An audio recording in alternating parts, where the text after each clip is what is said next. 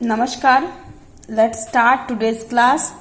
आज का क्लास है एप्लीकेशंस ऑफ वेक्टर्स पे बेस्ड है। ठीक है, एप्लीकेशन ऑफ वेक्टर्स मतलब वेक्टर्स का क्या एप्लीकेशन है। हम लोगों ने जो वेक्टर्स पढ़ा उसको हम लोग कहाँ अप्लाई करते हैं, कैसे अप्लाई करते हैं, उसके बारे में हम लोग थोड़ा सा आज पढ़ेंगे। ठीक है, एक छोटा सा टॉपिक है एप्लीकेशन ऑफ वेक्टर, आज हमें उसे सीखना है। चलिए स्टार्ट करते हैं आज का क्लास।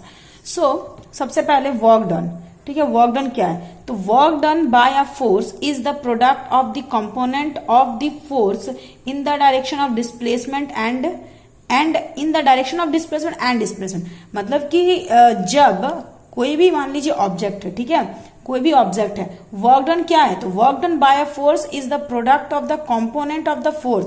मतलब कि जब हम लोग किसी फोर्स पे, किसी ऑब्जेक्ट पे नॉट फोर्स पे, किसी ऑब्जेक्ट पे जब हम लोग फोर्स लगाते हैं, ठीक है, किसी ऑब्जेक्ट पे जब हम लोग फोर्स लगाते हैं, किस डायरेक्शन में? तो डिस्प्लेसमेंट के डायरेक्शन में। ठीक है, डिस्प्लेसमेंट के डायरेक्शन में जब हम लोग किसी ऑब्जेक्ट पर फोर्स लगाते हैं तो वो फोर्स और जितना डिस्प्लेस हुआ वो डिस्प्लेसमेंट, उन दोनों को जब हम लोग मल्टीप्लाई करते हैं तो इसको हम लोग बोलते हैं वर्क डन। क्लियर? तो वर्क डन क्या है?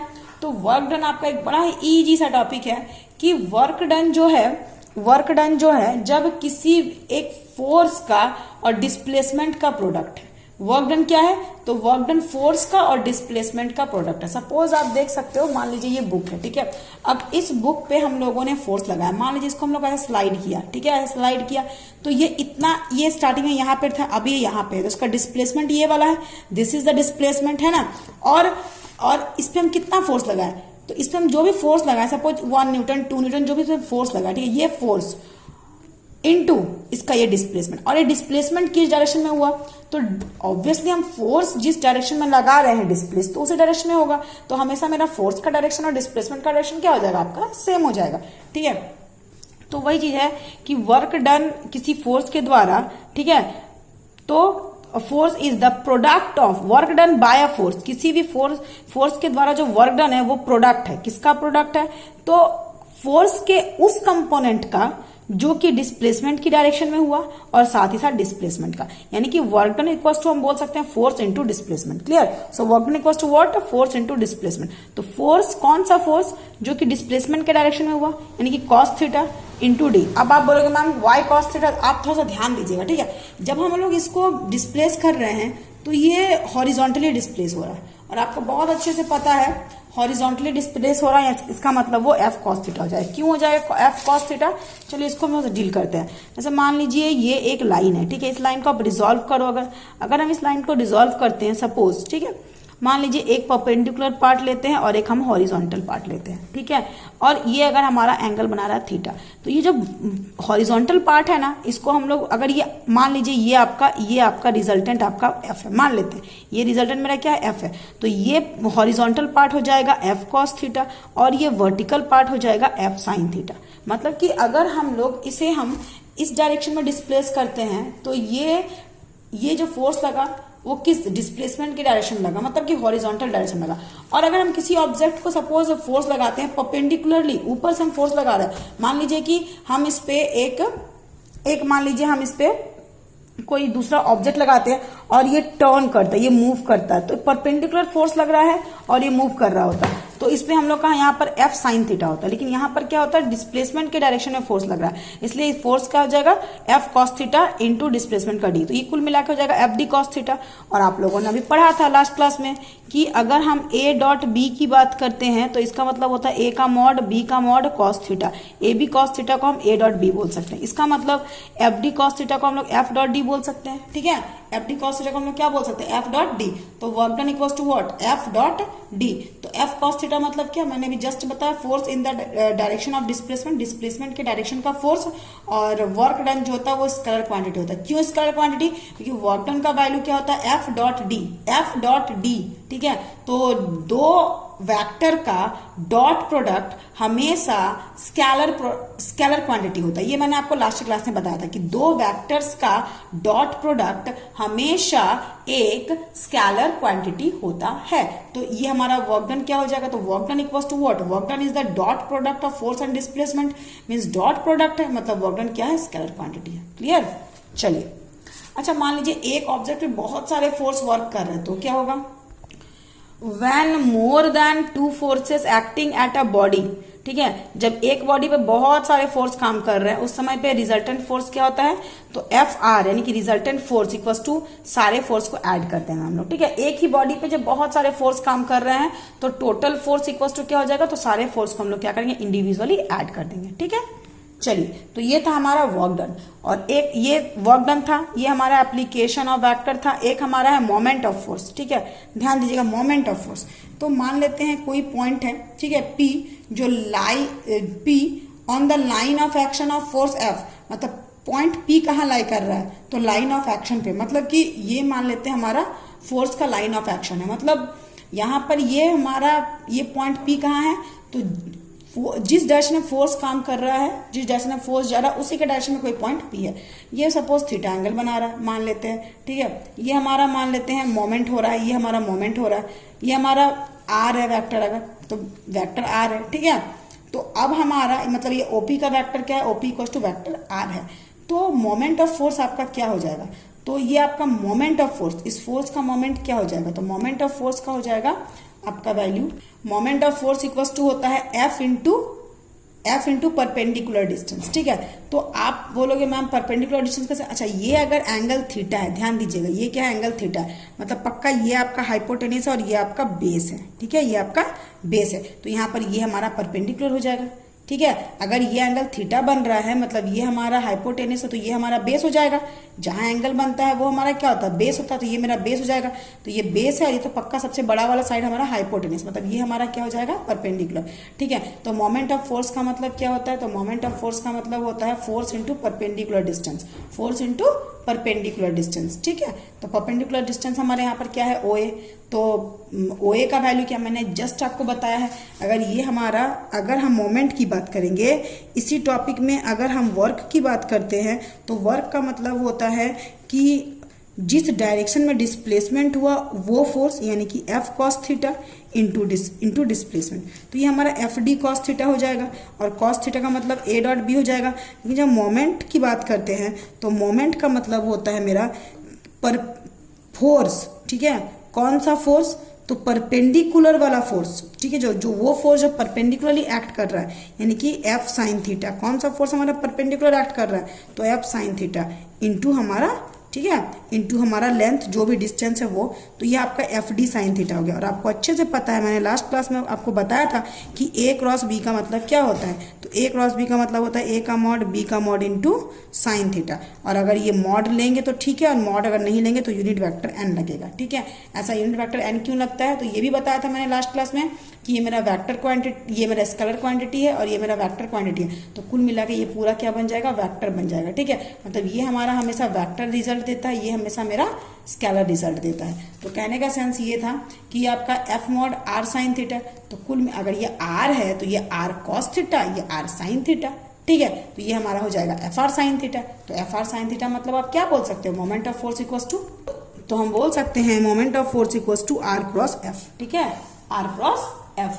R क्रॉस F क्यों, क्योंकि R साइन थीटा था, ठीक है, इसलिए R क्रॉस F। तो समझ में आ गया होता क्या है हमारा एप्लीकेशन ऑफ वेक्टर्स पे हमारा क्या क्या पढ़ना था हमें। तो जब हम बात करते हैं एप्लीकेशन ऑफ वेक्टर, तो फर्स्ट हम पढ़ते हैं वर्क एंड सेकंड हम पढ़ते हैं मोमेंट ऑफ फोर्स। वर्क हमारा क्या होता है, तो वर्क हमारा होता है फोर्स और डिस्प्लेसमेंट का डॉट प्रोडक्ट, और मोमेंट ऑफ फोर्स क्या होता है, तो ये हमारा जो भी परपेंडिकुलर डिस्टेंस है, दिस है ना, R क्रॉस F, मतलब डिस्प्लेसमेंट और फोर्स का क्रॉस प्रोडक्ट, ठीक है। ये ऐसा क्यों होता है, क्योंकि यहाँ हमारा सपोज लाइन ऑफ फोर्स है, ठीक है, उस लाइन ऑफ फोर्स में एक पॉइंट P लाई कर रहा है, और ये हमारा क्या करता है, ये एंगल मान लिया थीटा बना रहा है, तो ये मोमेंट कितना हो जाएगा इस पर, तो इस पर मोमेंट, ये फोर्स परपेंडिकुलर एक्ट कर रहा है, ठीक है। तो ये मोमेंट आपका इस तरह का हो जाएगा, मतलब कि ये ऊपर से कितना ये टर्न कर रहा है इस तरीके से, तो ये हमारा हो जाएगा, ये क्या हो जाएगा, दिस लेंथ, ठीक है, ये दिस लेंथ और फोर्स दोनों का क्रॉस प्रोडक्ट, क्योंकि ये डायरेक्शन पे डिपेंड कर रहा है ना, डायरेक्शन पे डिपेंड, कंप्लीटली डायरेक्शन पे डिपेंड कर रहा है। लेकिन जब हम बात कर रहे हैं वर्क डन की, तो वर्क डन का मतलब क्या है, तो वो फोर्स जो डिस्प्लेसमेंट की डायरेक्शन में हुआ, यानी कि दिस और साथ में हमारा डिस्प्लेसमेंट, ठीक है। तो यहाँ डायरेक्शन मैटर नहीं कर रहा है, लेकिन इसमें हमारा डायरेक्शन मैटर कर रहा है। तो ये हमारा हो जाएगा ये R sine theta into F। तो R sine theta into F को कुल मिलाकर हम लोग क्या बोल सकते हैं, आर क्रॉस एफ बोल सकते हैं। ठीक है, चलिए एक क्वेश्चन है, find the work done by the force this and produced by the force this. मतलब कि यहाँ पे F इक्वल्स टू आपको क्या दिया हुआ है, 3I plus 2J minus 4K, और डिस्प्लेसमेंट वेक्टर क्या दिया हुआ, displacement produce by force this, मतलब फोर्स के द्वारा इतना डिस्प्लेसमेंट हुआ, मतलब फोर्स जब लगाए, जैसे मान लीजिए इस ऑब्जेक्ट पे जब मैंने फोर्स लगाया तो ये इतना डिस्प्लेस हुआ। ठीक है, तो ये हमारा दिया हुआ है 2I plus 3J plus K। तो वर्क डन इक्वल्स टू क्या होता है फॉर्मूला, तो फोर्स और डिस्प्लेसमेंट का डॉट प्रोडक्ट। तो फोर्स का मतलब है मेरा 3I plus 2J minus 4K, dot का डॉट ये हमारा हो जाएगा 2I plus 3J plus K। So this is equal 3 2 जा 6 प्लस प्लस प्लस 2 3 जा 6 माइनस प्लस माइनस 4 1 जा 4। तो 6 6 12 माइनस 4 यानी कि 8। ठीक है, 8 हो जाएगा आपका। क्लियर है कैसे किया हम लोगों ने। तो ये आपका क्या हो गया, F का वैल्यू इतना हो गया और D का वैल्यू इतना हो गया, 3 2 जा 6 प्लस प्लस प्लस 2 3 जा 6 माइनस प्लस माइनस 4 1 जा 4, 6 6 12 माइनस 4 यानी कि 8। ठीक है, 8 हो गया। और यहाँ पे तो कुछ भी दिया नहीं हुआ, तो वर्क डन का यूनिट क्या होता है, तो इस तरीके से यहाँ पे कुछ भी नहीं दिया हुआ था। ठीक है, तो हम लोगों ने यहाँ क्या लिया, अगर यहाँ फोर्स का रहता न्यूटन, डिस्प्लेसमेंट का मीटर, तो हम लोग यहाँ क्या लेते हैं, न्यूटन मीटर लेते, लेकिन यहाँ कुछ भी नहीं दिया हुआ था, इसलिए हम डायरेक्ट यूनिट्स ले लेंगे। ठीक है, चलिए अब मोमेंट पे बेस्ड एक क्वेश्चन देखते हैं। Find the moment about the point this of a force this acting at B. मतलब देखिए आपको मोमेंट निकालना है about a point this of a force this, मतलब क्या हो रहा है ना, इतना फोर्स लगाया जा रहा है इस पॉइंट पे एक्टिंग एट दिस। ठीक है, आपको मोमेंट निकालना है कि एक आपका ऑब्जेक्ट है, एक आपका क्या है, ऑब्जेक्ट है। ठीक है, अब वो ऑब्जेक्ट का क्या हो रहा है, मोमेंट आपको निकालना है, यानी कि टॉर्क। मोमेंट को हम लोग टॉर्क भी बोलते हैं, मोमेंट को हम लोग क्या बोलते हैं, जी हाँ टॉर्क भी बोलते हैं। मतलब कि आपका इतना फोर्स एक्ट कर रहा है इस पॉइंट पे। ठीक है, तो इस पॉइंट पे क्या मोमेंट होगा, इस पॉइंट पे टॉर्क क्या होगा, मतलब find the moment about the point this. हमें मोमेंट ऑफ फोर्स निकालना है, यानी कि टॉर्क निकालना है इस पॉइंट के अबाउट, अगर इतना फोर्स एक्ट कर रहा है इस पॉइंट पे, इस पॉइंट पे इतना फोर्स एक्ट कर रहा है, तो हमें इस पॉइंट के अबाउट मोमेंट निकालना है। ठीक है, इजी सा क्वेश्चन है। एफ आपको ये दिया हुआ है, तो सबसे पहले आपका ए का पोजीशन फैक्टर लिखिए, तो 3I माइनस जे प्लस 3K हो जाएगा ये। देन आप बी का पोजीशन फैक्टर लिखिए, तो 5I plus 2J plus 4K हो जाएगा ये। आप सबसे पहले ए बी निकाल लो, डिस्प्लेसमेंट निकाल लो, तो ए बी क्या हो जाएगा, तो ए बी मतलब ओ बी माइनस ओ ए। इस रूल तो आप जानते हो पोजीशन फैक्टर निकालने का, पोजीशन फैक्टर दिया हुआ है और डिस्प्लेसमेंट फैक्टर निकालने का, तो ये जगह ओ बी माइनस ओ ए, ओ बी माइनस ओ ए, तो ओ बी ये है, ओ ए है, दोनों को माइनस कर दिया तो इतना आ गया हमारा। अब मोमेंट ऑफ फोर्स का फॉर्मूला क्या होता है, तो आर क्रॉस एफ। ठीक है, तो आर का वैल्यू 231, आर का वैल्यू 231। ठीक है, और एफ का वैल्यू 421 आई जे के। बस आपने इसको सॉल्व कर देना है। आई लीजिए, तो ये कैंसिल, 3 1 जा 3 माइनस 2, तो 3 माइनस 2 यानी कि 1, देन माइनस जे, तो ये कैंसल, 2 माइनस 4 यानी कि माइनस 2 प्लस के, तो आपका ये कैंसल, 4 माइनस 12, 4 माइनस 12 यानी कि माइनस 8। तो कुल मिला के हो जाएगा 1 इंटू आई, मतलब I minus minus plus 2J minus 8K। आप इतने में भी छोड़ सकते हो। ठीक है, मोमेंट ऑफ फोर्स को, या फिर अगर आप चाहो इसका मैग्नीट्यूड निकालना तो आप इसमें मैग्नीट्यूड भी निकाल सकते हो। ठीक है, तो मैग्नीट्यूड क्या हो जाएगा आपका, तो magnitude of moment of force. ठीक है, मोमेंट ऑफ फोर्स का मैग्नीट्यूड क्या हो जाएगा, 1 का स्क्वायर, चलिए निकालते हैं रफ में, हाँ राइट आंसर लिखेंगे। ये 1 का स्क्वायर तो 1 प्लस 2 का स्क्वायर यानी कि 4 प्लस माइनस 8 का स्क्वायर यानी कि 64 का अंडर रूट, तो 64 1 65, 65 और 4 69, तो ये अंडर रूट 69 हो जाएगा। ठीक है, चलिए तो आप देख पा रहे हो इसका आंसर क्या आ गया, अंडर रूट 69 यूनिट्स। तो इस तरीके से हम लोगों ने आज 2 टॉपिक पढ़ा, वर्क डन और moment of force. Work done क्या होता है, तो फोर्स और डिस्प्लेसमेंट का डॉट प्रोडक्ट, और मोमेंट ऑफ फोर्स क्या होता है, तो मोमेंट ऑफ फोर्स डिस्प्लेसमेंट और फोर्स का क्रॉस प्रोडक्ट। लेकिन यहाँ पर थोड़ा सा अंतर आ जाता है ऐसा क्यों होता है? तो जब हम बात कर रहे हैं वर्क डन की, तो फोर्स किस डायरेक्शन वर्क करेगा? डिस्प्लेसमेंट के डायरेक्शन में, यानी कि हॉरिजॉन्टल होगा ये, इसीलिए एफ डी कॉस थीटा।